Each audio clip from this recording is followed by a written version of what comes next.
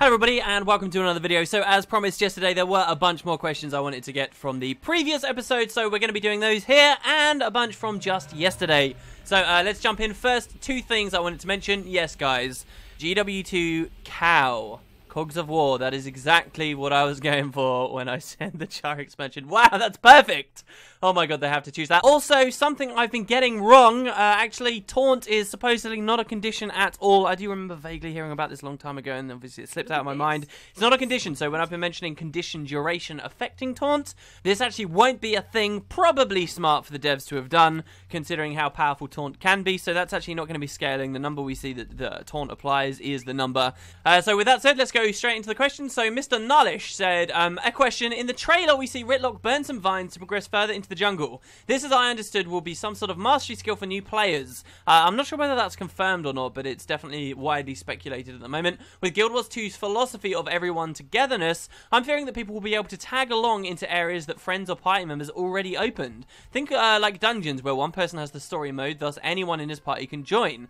I, for one, want to have milestones to achieve my mastery and battle the jungle to reach the end, not just get freebie passes through sections of closed vines just because some random person with the mastery can open it for me. I want to reach the end and find other players there that I know had to battle or work just as hard as I did to get there, or at the very least spend the same amount of mastery points to achieve the same goal. I'm completely in the same camp as you. I've never even really thought of this idea that there could be a really remote place in the jungle, for example, that requires a whole chain of masteries. You have to glide to an area, you had to break through a bunch of stuff, you had to like go through multiple walls of content before finally you get to this exclusive awesome place at the end. And I wouldn't be surprised actually if the expansion does have some area like this. I never even considered that then, yeah, you're going to feel a sense of camaraderie looking around at the other players around you, at least in the early days where not everyone has everything unlocked, which I'm sure the game's going to devolve into, because I don't think ArenaNet will make it particularly grindy. But at least in those early days, you'll have that camaraderie and be like, yeah, damn, you guys all got to this cool place, good for you. You know, I actually think I've had a lot of questions, people asking me about ranger pets and what new pets we could find. That to me sounds like, if were there such an area as this, be a really cool place actually to hide some kind of awesome, you know, exotic ranger pet. No, in any case, I do agree with this completely, and I don't want to see this be possible. However, I think it could be possible. You know, let's look at the Ritlock burning stuff down to open pathways. I'm going to talk more about different things they can do from another question later on in the video,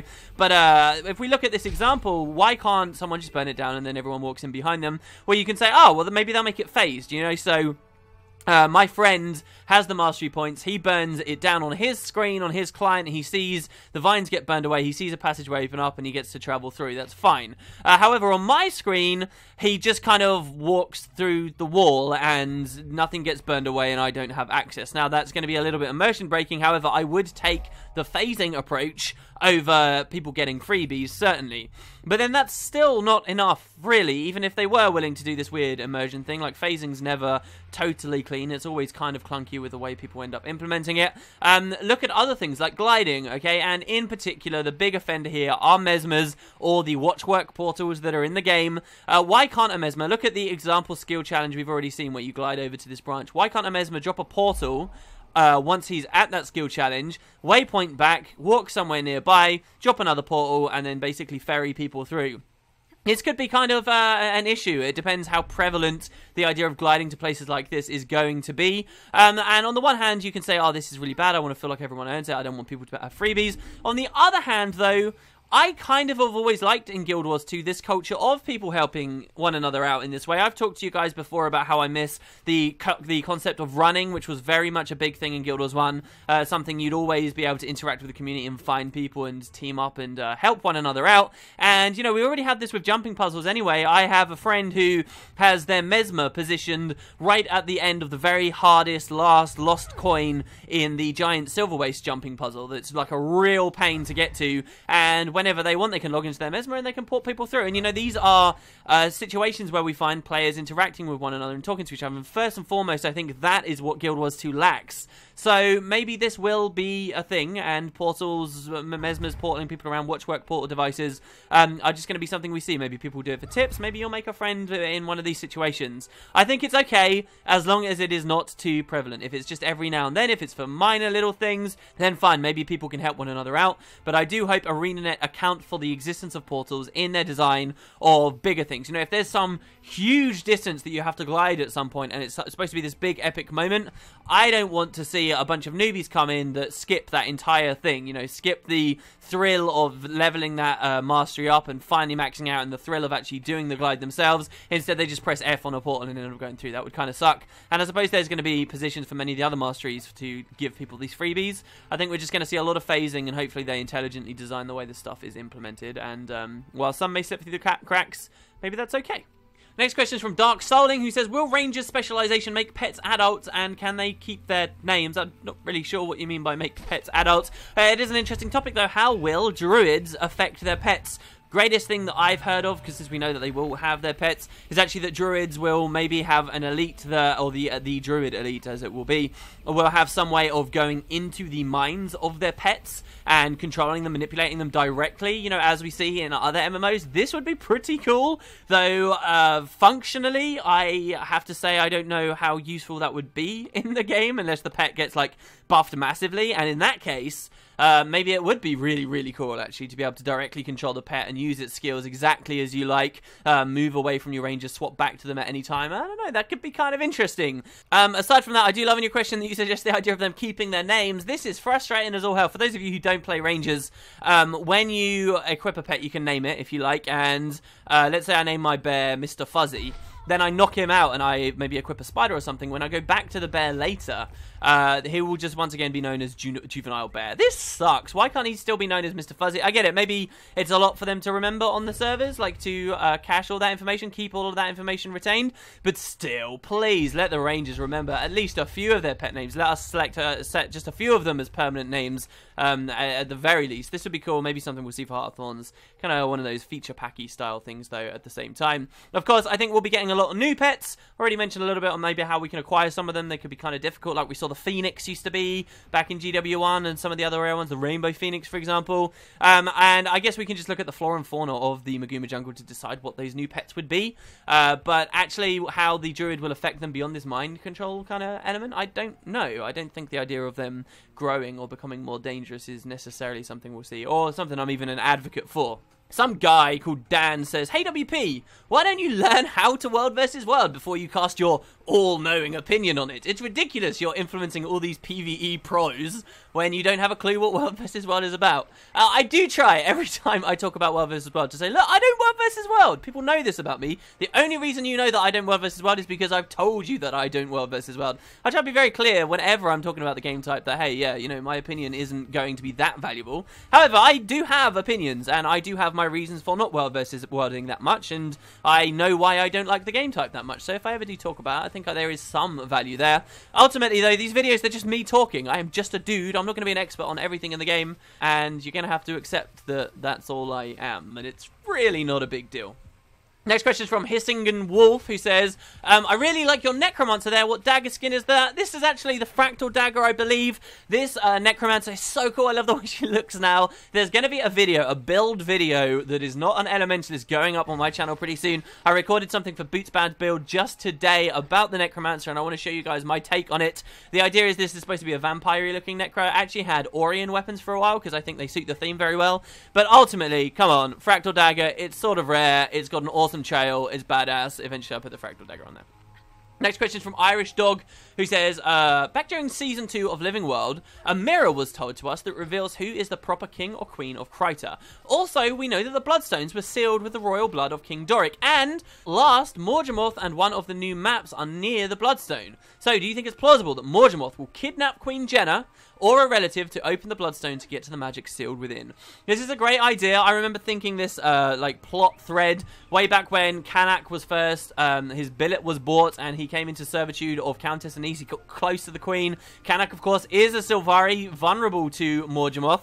Now my opinions on this story have changed a little bit, and the idea is, of course, that QandA would then kidnap the Queen and then take her perhaps to the Bloodstone, release the magic, Morgemorth gets very, very powerful. And, you know, I was very keen on this idea, but actually now that we see the trailers, we see QandA is really stepping up in this kind of do we trust the Sylvari or not whole element of the plot, and he's kind of a big stay away from us, we're sound of mind, we're fine, leave us alone, you know, he's a big hey, let us have our freedom kind of character. And so now I think it's less likely that he will turn and, you know, fall victim to Morgemoth, especially since we've seen him kind of grouped with Destiny's Edge 2.0, and he seems like he's going to become a very primary character, and because I know that the devs love him and a lot of the player base loves him, he's probably one of my favorite, if not my favorite character they ever introduced through the Living World, so I don't think that he's going to, you know, just become this agent that does this one small thing and that's kind of the end of his story. All that said, if I had the choice of writing it, I think it's perfect that now he's standing as this guy that's saying, you know, the Silvaria sound of mind, you know, how can I convince you, back off, you know, and we even see him getting quite aggressive about it. I think I would write it so that he's in this position for a lot of the expansion. Maybe people finally start to believe him. He's kind of the poster boy for the, hey, the Silvaria aren't all bad, and then he turns anyway, and then he does this terrible, terrible thing, and he steals Queen Jenna, and it just completely destroys his character. It also kind of suits Kanak, as, you know, the stories we've already seen with him, and then maybe we get, maybe he doesn't die as a result of this, but then maybe we have some kind of redemption story with him. Maybe then he's broken, he's destitute, everyone hates him, and that's when we come across him in the jungle or something by the Bloodstone, and we undo the bad that he did. That would be really cool. That would be my favourite way for the story to go, and I suppose it's possible, but I find it much less likely now because he's going to be Destiny's Edge 2.0, and I feel like they all have to be goody two-shoes all the time, sadly, and we haven't really seen much that shows that's not true. Next question is from Mine Name, who says, the loot system feels like a chore. In the end, I've decent loot, but it's hidden behind a huge wall of clicking, which simply isn't fun. Yeah, Winter's Day, Jesus. Do you think less but better loot would feel more rewarding? For example, get rid of trash items, rework the massive amount of armor, recycling ascended materials. The cycle system of Heart of Thorns seems to want to bait us into zones we normally wouldn't play. Why they just can't include some nice, uncommon, tradable skins or pets which represent the playstyle, maps, or activity I've chosen? My answer to this is really, they have been doing this a little. I agree, there's a lot of trash, and the loot system in Guild Wars 2 isn't the best. It really, I think, boils down to the fact that in GW2 there's like no competing for loot, so everyone who hits a boss then gets credit for that loot. So when one boss or one target dies to a Zerg, that floods the economy way more in Guild Wars 2 than it does in other MMOs. And so I think they have kind of these much broader loot tables that can drop a lot more trash and very, very rarely might drop you something good. I don't think the loot system in Guild Wars 2 is really that great, but I think it's serviceable. And especially recently with Drytop, they added, you know, they added a zone with a specific currency to it. That part doesn't necessarily have to be a factor every time, but, you know, it's a zone that gives you specific minis, specific skins, the Ambrite weapons, and specific rewards out of it. And then they did the same with the Silver Wastes. You get the luminescent armor. So kind of what you're asking for, I think, is there. And as long as each new map in Heart of Thorns has that too, you know, some kind of big thing that we do, and it's got an exclusive skin set with each map, that's going to be really cool to me. They've already talked about the map bonus system, so what I'm envisaging here is we kind of have the Heart of Thorns maps plus Drytop, Silver Waste. They all have like their own unique skin set or whatever we can go for there, and stat sets, of course, also very important. And a lot of the vanilla maps will have their own specific crafting materials, as we've heard of, that will be on rotation that we can get from those. And actually, in that situation, we'll see how it goes once it comes out, but I'm pretty excited about that, and I think loot's pretty good. We will finally be in a situation where if we want something, we can go and farm for that specific thing, and that's a very exciting notion to me. The next question is from Mr. Cobbler-Tick, who says, hey WP, I'm getting a little bit disappointed by the fact that there will only be one new map in Heart of Thorns. Even if this place is huge, I feel like they kind of did the same thing during Living World 2, new maps, and an extension wouldn't justify that to my mind. Where is this coming from? Someone leave a comment, please. Where is this coming? There are so many people out there who believe Heart of Thorns is only getting one map. Let's be clear, okay? I was even a little bit confused on the live stream when it originally came out. Here we go.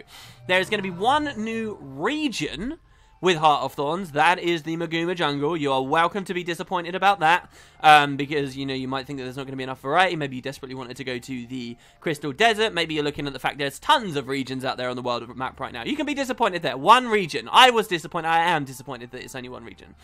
There are going to be 3 different biomes that encompass any map introduced in the Maguma Jungle region. So we're getting one map we've heard a lot about is Verdant Brink, okay? And this map is already split basically 3 layers in terms of verticality with 3 different biomes. Okay, we've got the canopy level, high up in the sky, I guess where we're going to be interacting with Itzel and much of their architecture.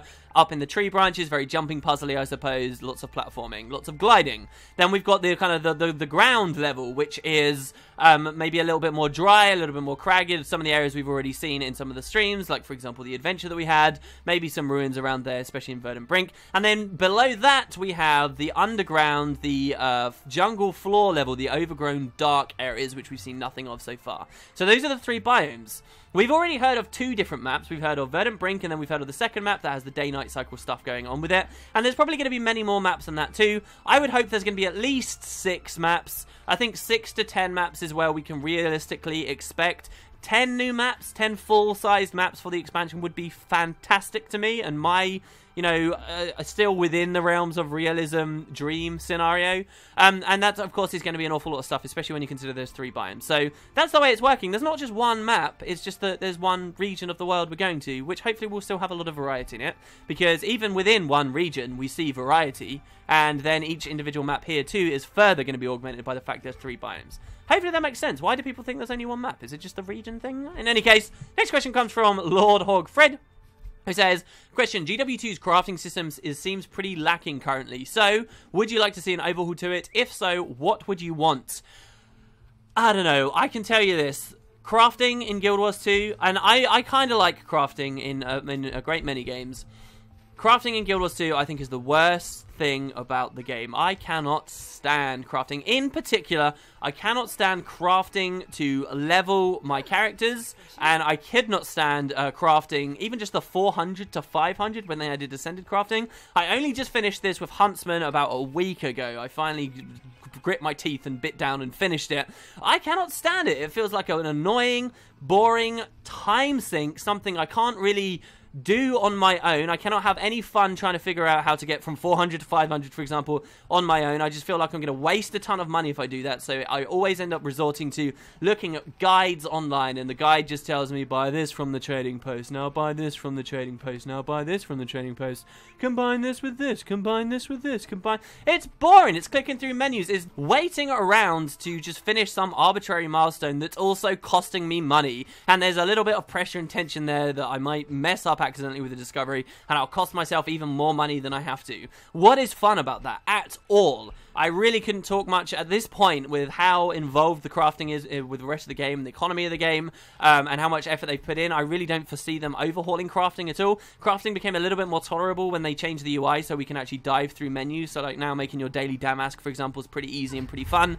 But frankly, I cannot stand that area of the game whatsoever. I'm happy to be done with the Ascended crafting, and I am not looking forward to, even though on one level I am looking forward to them, I am not looking forward to Ascended dual crafting or cooking. For the actual act of crafting, bringing those disciplines up, I'm not excited at all. I think crafting is just rubbish, and I would be in favor of any big change, frankly. One thing I at least like in crafting in other games is being able to go out and gather stuff for myself, but in GW2 you don't even feel that. I remember when I first started leveling in GW2, I'd get like a recipe and I'd be like, oh cool, there's this recipe, alright, let's learn it. Alright, so I need this, this, this, and this. This will be a cool little mini project for me. Why don't I do this before I do the next personal story step?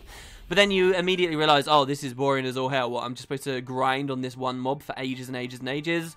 No, I'll go to the trading post instead, and then once again, it's just boring menu stuff. That's my opinion on crafting stuff. Would I like to see an overhaul? You're damn right I would. Next question is from Tyrannus, who says, been playing Guild Wars since the year it came out. It was sold to me by a friend as 100 times better than RuneScape. How did you get into the Guild Wars franchise? This was a cool question, and a lot of people left kind of their little experiences in this comment thread. If you guys have got a cool story about this as well in this video, I'd love to hear it. So for me, it kind of began when Guild Wars 1 originally came out. So when it first released, my older brother, who's only 1 year my senior, he heard about the game and he decided he wanted to play it. We, however, had a terrible internet connection and we had a terrible PC at the time. So he bought the game and then very quickly realized he basically couldn't play it at all. So then he didn't play for a long time. I was pretty much not involved with this. I was excited and I read the manuals and stuff. It wasn't my game, it was his game. We were much younger at this time. And so I just kind of enthusiastically sat on the sidelines, right? And so about 6 months after this happened, 6 months after Guild Wars 1 released, he decided he wanted to play it again. He had a better PC. We actually had internet that was capable of doing this. One of the main reasons we bought this game was because it had no subscription fee. I am not from a family where you would ever be able to have played like World of Warcraft or something. Like the idea of paying a sub fee for a game was just not something I, as a teenager, especially as a kid, could have ever asked for and had permission to do. So Guild Wars was pretty good for this. Anyway, about 6 months after launch, he decided he wanted to play it again.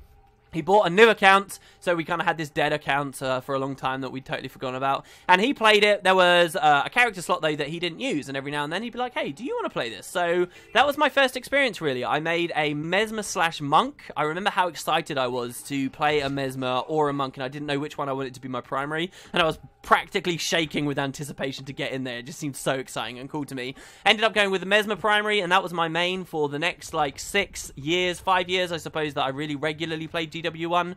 Anyway, as time went on, I got more into the game. I was playing on that account more and more and more, and slowly my older brother stopped. So eventually he stopped completely. This was about as Nightfall came out. I don't even think he played the Nightfall campaign. And so I kind of played on this account that had my main on it, and then a bunch of other characters that I never used but couldn't delete either, just out of respect for if he ever wanted to come back. Then a long time later, maybe a year after Eye of the North, he did return. We found that original old account. He started playing on that, and that's kind of the way it's been, and this has been my account ever since. Obviously, I linked this to GW2, and it's sort of just mine now. It's funny, actually, I used to be very scared about telling this kind of story, because sharing an account like that is, like, against the end-user license agreement, and I was like, oh, I might get banned, shouldn't really talk about it. I think it's ancient history enough now, though, that it's totally fine. And yeah, that was kind of my experience coming into the franchise. It was totally through my older brother, and given what I do now with YouTube, he likes to very frequently remind me that it was all because of him. Yeah, thanks very much for that, bro. I have a ton of questions here, so I'm going to try and go through them very, very, very fast so we don't have a stupidly long video. How will Tomes of Knowledge affect Mastery Track, says Burp at the Moon at Noon, who has a great name. Hopefully it won't affect them at all. If it does, then this is just going to be broken. The thing I am very, very worried about for Heart of Thorns is that Masteries will not stick, that people will finish all their stuff way too fast. I'm terrified that ArenaNet will set the bar too low, and especially if they don't look at these. For those who aren't aware, the Tomes of Knowledge give you an instant level, but they do this by giving you a ton of experience, and so that experience would then push up Mastery Tracks. I have like a stack of Tomes of Knowledge in my bank. Like, this just would not be good. A lot of other PvPers would have the same situation, and this would just completely trivialize Masteries, so that would suck. I hope that these are not included. NWTN says, just a thought, but could Razza make a reappearance in Heart of Thorns or Guild Wars 2 in general? A lot of people ask this. I remember I went to a Massart rally in the Maguma jungle back years ago in Guild Wars 1, a community-hosted event, and a dev showed up, and this guy kept spamming this question, will Razza be in Guild Wars 2? Will Razza be in Guild Wars 2?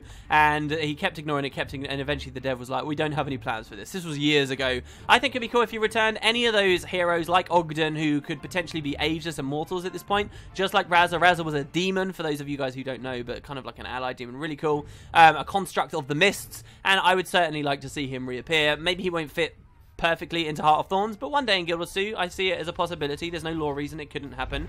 Sebastian Eisman says, speaking about the collector's edition for Heart of Thorns, what other goodies can you imagine we'd get in there? Another statue, or maybe a Revenant blindfold? A blindfold! That would be so cool! Man, like, we could get Ritlock's blindfold. Also, for what it's worth, didn't they already make a Revenant-styled Ritlock statue? I believe there's been some, like, Chinese things that have come out too. Was this one of the Chinese things? So I think that one of these things has already been made and shown. Could we get that in the collector's edition? I think that'd be pretty boring, to be honest. I'm not super into the statues. Maybe we should get something else, though, like a life-size Morgemorth statue, maybe? Or would that spoil what the final boss is going to be like? In any case, I don't know. Hopefully some cool stuff. I remember some of the best threads on GW2 Guru before GW2 released were, hey, what can we get in the collector's edition? And there were all these crazy, awesome ideas. And then we ended up getting this kind of, I don't know, in my opinion, a little bit tacky, like, big tin biscuit box for the Guild Wars 2 Collector's Edition. Either way, I'll probably get it. Next question is from Tenator, who says, "Hey WP, since the attack on Lion's Arch, there's been little interaction between the Aether Blades. Now, since the Pact fleet is seemingly destroyed by Mordroth and corrupted Sylvari, do you think some loose alliance or treaty could be brokered between the Audience of Tyria and the Aether Blades, the Pact giving out pardons to Mytrin and her pirates in exchange for airships and men?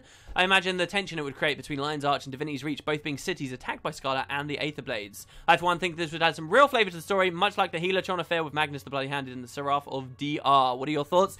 I think this is great. Sometimes I just pick a question because I love the idea so much. I want lots of people to hear it.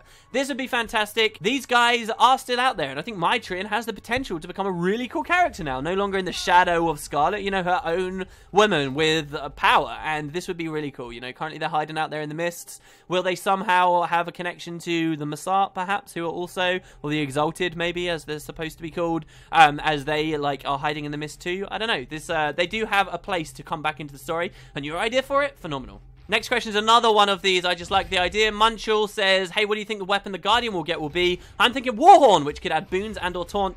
Perfect. Absolutely perfect. They're already a class that has shouts. Warhorn would just be so good for the Guardian. And yes, some kind of taunt on them. It's perfect as some kind of Sentinel character. General Mardonius says, "Hey, WP, what do you think of the human storyline on the Ministry trying to overthrow the Queen? Is it just another storyline Arena Air dropped, or do you think we'll be returning to that sometime again, maybe after Heart of Thorns comes out?" To me, this is a cool plot, but I think they're going to just keep dropping little hints about it, and it will be a while down the road before this becomes a big thing. Same with the White Mantle. You know, they have been dropping hints about New Creator and stuff, but I think, you know, if they are going expansions that are going to be slanted on one race or the other, so we got the Sylvari expansion right now, perhaps the Char expansion, as I was talking about yesterday, maybe when we get the human slanted one, this is when these will really explode open into big things. Otherwise, until then, I think we'll just get small hints, and I'm happy if that's the situation. Chokoro says, "Is there any possibility of Largos appearing in the jungle?" I think absolutely. Someone responded to this and said, no, there's not enough water. Largos can exist around outside of the water, and actually I think it would be a really cool moment in the story if it seems like all is lost and all of a sudden, you know, Tyre appears out of nowhere and assassinates some big dangerous enemy of ours and says, "Oh, you have the support of the Largos." Terrible accent, but yeah, I think that'd be really cool. Last question comes from A Restless, who says, "Adding to a question you answered in yesterday's questions and answers, what would your ideas for masteries and future expansions be? In aspects of movement, we will get gliding and mushroom jumping in Heart of Thorns, but what about other environments? For example, an underwater expansion, I can imagine masteries to overcome strong currents or pressure in great depths." Yes, I think there could be a lot of things we get with masteries. And they could really kind of go crazy. I actually draw a lot of inspiration on my ideas for future masteries from platforming games, and in particular series like Tomb Raider, where it's like, oh, in the original game you could do this, this, and this, and then in this game they added this functionality, and then they added this functionality. So there's a lot of stuff. Underwater, yeah, there's certainly a lot of things. I know they don't have breath meters in underwater content. Maybe an underwater expansion might introduce some kind of a concept back into underwater gameplay, because I do think it adds something. Not for all underwater stuff, I agree with their stance where they said, you know, it just adds unnecessary pressure there. But for certain areas in, you know, particularly perilous water, I don't see why, you know, this couldn't be a thing. You know, like our breathers don't work for some reason or whatever. And, you know, you could have masteries that extend the amount of time you can hold your breath underwater. Maybe even eventually make it unlimited, and then this could apply to all bodies of water. But also stuff like when you get very deep underwater, it can get very dark, and maybe vision in the darkness would be pretty cool. Access to different areas is a really easy way they can add a lot of masteries to the game. You know, just this generic idea of, here's a barrier, here's a mastery for how to get through it. So Heart of Thorns, we have this potential idea of burning through stuff to get into different doors. We also have the idea of, you know, you learn a lot about a certain race, and then the people will actually let you enter areas. But there's lots of stuff that they can do, you know, various flavors of this. There can be, again, on the underwater idea, giant underwater bases with, you know, force field domes that we can only swim through if we have this mastery complete. You know, sentinels that only let you pass by certain areas. There's any number of things like that. But in terms of movement, okay, yes, we have gliding here in Heart of Thorns. There's a lot of really basic things, you know, a lot of really basic things that you could have a mastery for and you're only allowed to do in certain areas. Like, I know that there's a big difference between Asura and Norn, so this might not work perfectly, but, you know, even just like the idea of being able to go into crawl spaces, you know, just being able to get down on your hands and knees and crawl into a certain area that you couldn't access before, that's kind of a cool thought, even though, you know, the Asura could probably just walk through an area that a norm would otherwise be crawling through. Then there's other things, you know, what about just like sprinting? You know, you've got areas you've got to get through very, very quickly, and this is a way of running very fast that doesn't require like weapon skills to be used. That could be kind of curious though with the way swiftness interacts with things. Then there's other stuff like, what about swinging on ropes, climbing ladders, shimmying even around ledges, like special ledges that you can actually grab onto, you know, walls of vines for the jungle again, I suppose, or other regions, rock climbing that we can actually go up, you know, any of these style things. If you're thinking about the deserts as well, obviously in Guild Wars 1 we had the Jinundu, these beasts that you learn to tame and ride around. The ability to ride Jinundu, unlock more skills on them, stuff like that. That sounds like perfect for a mastery system. So there's a lot of stuff. I think they'll probably be kind of minimal with it originally in Heart of Thorns, but stuff like that that allows us to move around in more interesting ways, I'm going to be in favor of, absolutely. And if you think about the gliding as well, what this is doing is actually giving you like some kind of equipment apparatus that you use. So it blows so many ideas open. You could have a mastery that allows you to climb in a giant gerbil ball and then roll down friggin' hills super, super fast, like roller beetle racing or something, you know, like anything, any kind of accessory that you can then equip onto your person, hover around, and now you can hover over certain gaps you couldn't do before with hover boots. I don't know. It's limitless pretty much. Anyway, there you go, guys. That's the Q&A for today. A bit frantic, but there were so many questions I just wanted to get on top of the pile. Thanks very much, and feel free to leave even more today. Get back to some regular videos, non-Q&A stuff until next weekend. Thanks again, guys. Hope you're having a great day, and I will see you tomorrow.